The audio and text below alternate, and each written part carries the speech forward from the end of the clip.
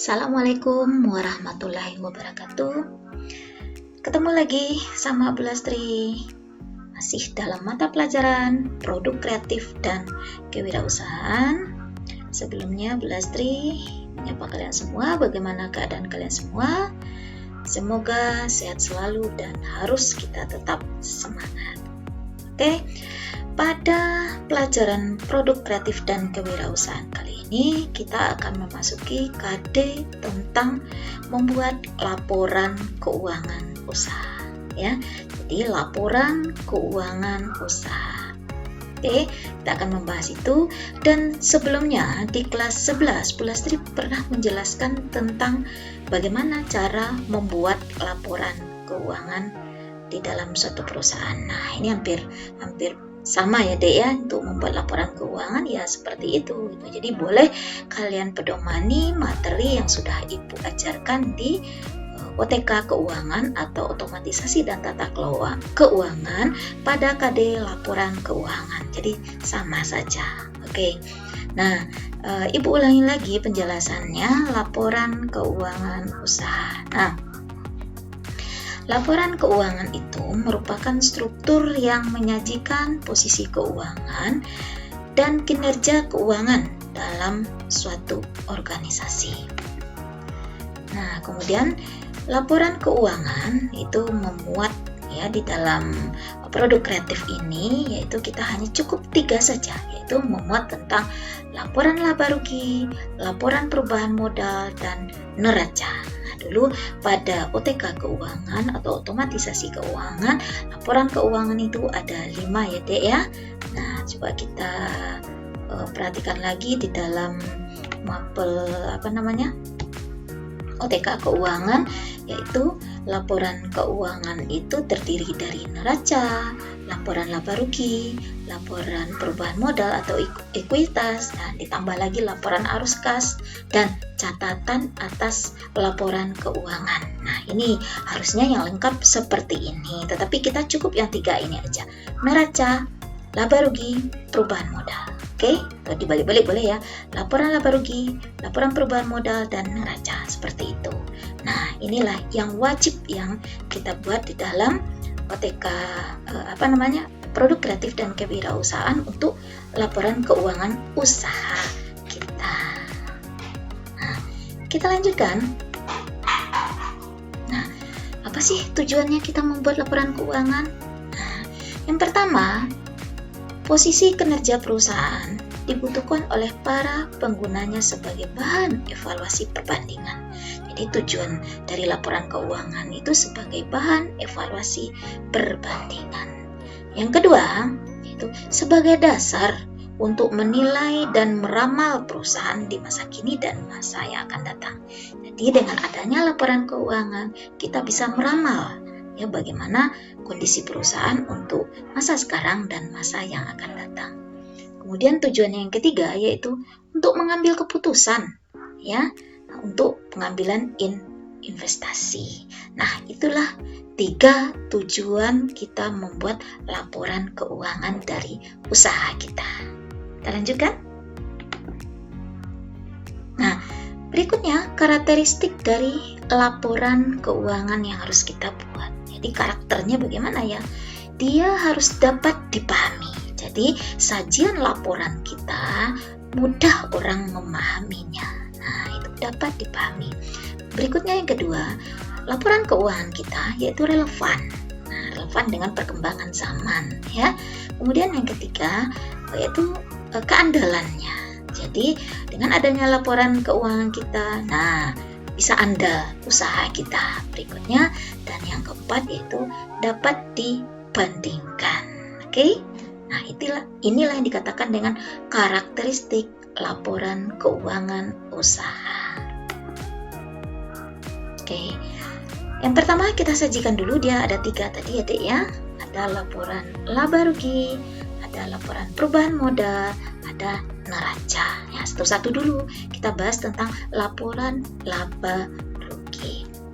Merupakan laporan sistematis yang berisi tentang penghasilan, beban, dan petunjuk angka laba atau rugi suatu usaha selama periode tertentu. Nah, Jadi di dalam laporan laba rugi itu adanya data penghasilan dan beban atau biaya, ya. Jadi ada dua itu. Kemudian dari dua itu dapatlah nanti apakah perusahaan berlaba atau merugi. Jadi ini tujuannya, yang ada penghasilan atau pendapatan di dalamnya, kemudian ada beban atau biaya. Dari hasil itu maka dapatlah sajian apakah usaha kita berlaba atau merugi. Nah, inilah yang dikatakan dengan laporan laba rugi. Kita lanjutkan. Nah, kalau kita perhatikan laporan laba rugi, silahkan kamu perhatikan di sini ya. Sebelumnya di keuangan sudah Ibu jelaskan, nih hanya tambahan saja. Harusnya tambah paham dari penjelasan Ibu yang kedua ini. Jadi sebelumnya Ibu udah menjelaskan sama kalian bahwa keuangan atau otomatisasi tata kelola keuangan itu sangat erat kaitannya dengan PKK atau produk kreatif dan kewirausahaan. Karena di dalam produk kreatif dan kewirausahaan kita ada membuat laporan keuangan dari usaha kita. Nah, salah satu laporan keuangan tadi sudah dijelaskan yaitu laporan laba rugi. Nah, di dalam laporan laba rugi tadi Ibu jelaskan ada pendapatan, ada beban. Nah, kita jumlahkan di sini. Jadi pendapatan bersih totalnya contohnya segini ya. Ini pendapatan bersih, kemudian ada pendapatan sewa, mungkin kita ada menyewakan usaha atau kegiatan sewa yang lainnya, kemudian dapat juga pendapatan dari usaha kita. Kemudian kita jumlahkan. Nah, jumlahkan inilah totalnya, ini adalah total pendapatan kita. Kemudian beban atau biaya yang kita keluarkan terdiri dari harga pokok penjualan HPP, sebelumnya kita udah belajar ya. Nah, ini dia harga pokok penjualan, kemudian ada beban penjualan, ada lagi beban administrasi, ada lagi beban bunga, ada lagi beban lain-lainnya. Nah, ini kita totalkan semua. Dapatlah di sini total semua beban, ya. Nah, ini kan kalau pendapatan kita kan 791.500 berapa ini ya, Dek ya? 791.500.000 rupiah. Kemudian di total beban kita 351 juta rupiah. Nah, kita lihat angkanya pendapatan lebih besar dari beban. Berarti kita kurangin pendapatan yang segini, kita kurangin dengan beban yang segini. Dapatlah yaitu 440.500.000 rupiah. Ini total dari laba kita, tapi sebelum pajak. Kemudian dari usaha kita, misalnya ada pajak, ya kita kurangin dengan pajak. Misalnya pajak yang ada yaitu 132 juta rupiah. Ini usaha yang sudah besar ya, Dek ya. Nah, ada pajak yang besar seperti ini, kemudian akhirnya dikurangin. Jadi laba sebelum pajak dikurangin dengan pajak, totalnya yaitu laba bersih. Nah, inilah laba bersih dari usaha kita. Nah, untuk kalian usaha misalnya UMKM seperti itu, usaha kecil menengah seperti itu, Ibu rasa belum ada pajak ya. Berarti kita langsung aja setelah pendapatan dikurangin dengan beban ini dah dapatlah laba di sini. Oke? Nah, kita lanjutkan. Nah, ini contoh yang kedua. Kalau ini kan, kalau yang tadi itu kita kembali ya. Kalau yang tadi itu ini secara skontro ya, Dek, bersebelahan seperti ini. Ini bentuknya skontro. Ya, cara model laporan keuangan kita skontro namanya. Bersebelahan kayak gini. Kemudian cara yang kedua kita perhatikan. Nah, ini staffel kayak ke bawah ya, vertikal begini nih, artinya ini staffel, bentuk staffel namanya. Nah, silahkan kalian nanti membuat apakah bentuk skontro yang tadi atau bentuk staffel kayak gini, keduanya silahkan dipilih seperti itu. Tapi Ibu lebih nyaman dalam bentuk skontro yang tadi ya. Kita lanjutkan.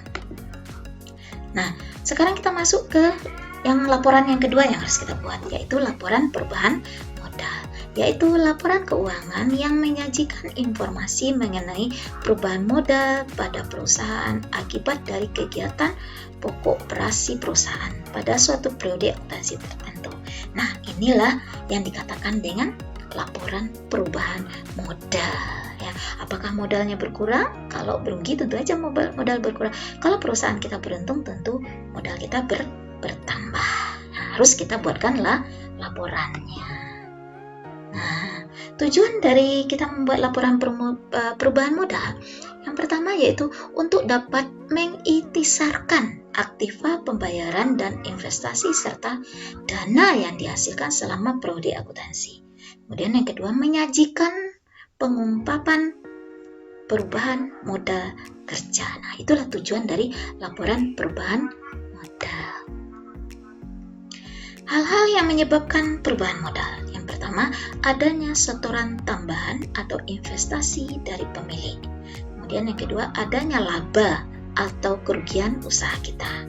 Kemudian adanya pengambilan untuk kepentingan pribadi atau privat. Jadi ketiga poin ini, nah Ibu jelaskan nih, poin pertama, poin kedua, poin ketiga, maka terjadilah perubahan modal.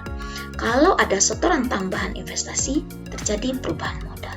Kalau adanya laba dari usaha kita, terjadi perubahan modal. Kalau adanya rugi dari usaha kita, terjadi perubahan modal. Dan yang terakhir, kalau adanya pengambilan untuk kepentingan pribadi dari usaha kita oleh pimpinan atau disebut juga dengan prive, nah terjadi perubahan modal.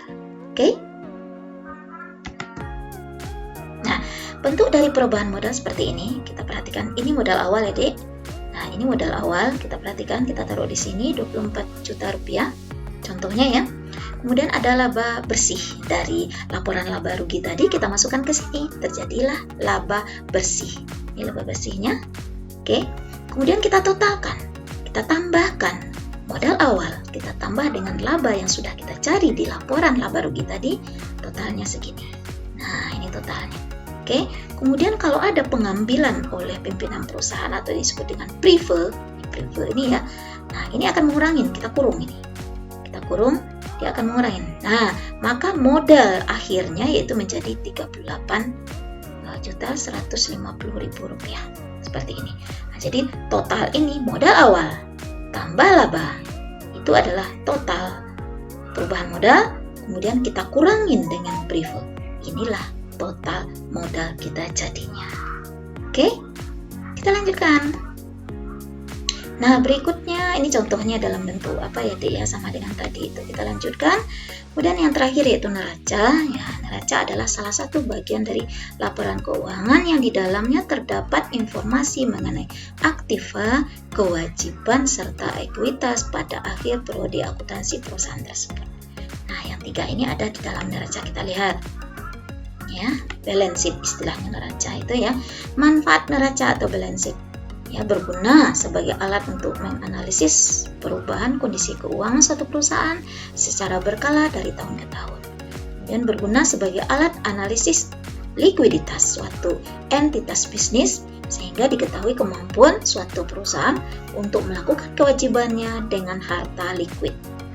Berguna sebagai alat untuk analisis kemampuan suatu perusahaan dalam melunasi utang jangka pendek sebelum jatuh tempo. Nah, inilah manfaat dari neraca.